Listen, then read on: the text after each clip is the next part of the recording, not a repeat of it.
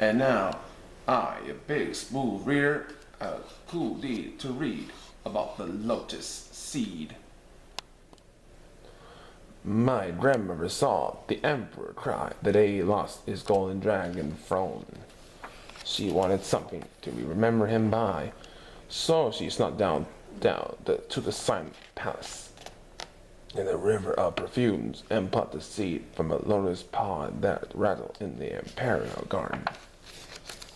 She hid the seed in a special place under the family altar, wrapped in a piece of silk from the owl dye she wore that day. Whenever she felt sad or lonely, she took out the seed and thought of the brave young emperor. And when she married a young man chosen by her parents, she carried the seed inside her pocket for good luck, long life, and many children. When her husband marched off to war, she raised her children alone. One day bombs fell all around, and soldiers clamored door to door. She took the time to grab the seed, but left her mother of pearl earcombs lying on the floor. One terrible day, her family scrambled into a crowded boat and set out on a stormy sea. Bob watched the mountains and the waving palms slowly fade away. She held the seed in her shaking fingers and silently said goodbye. She arrived in a strange new land with blinking lights and speeding cars and towering buildings that scraped the sky in a language she didn't understand.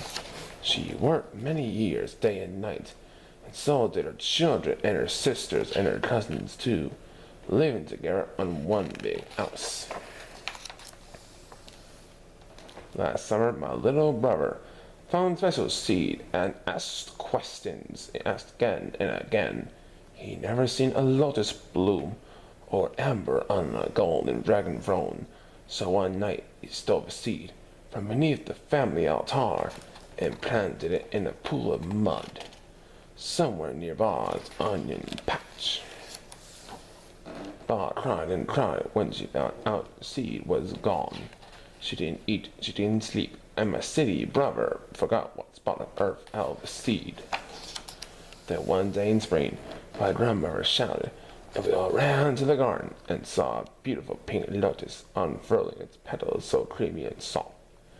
"It is the flower of life and hope," my grandmother said. "No matter how ugly the mud and how long the seed lies dormant, the bloom will be beautiful. It is the flower of our country."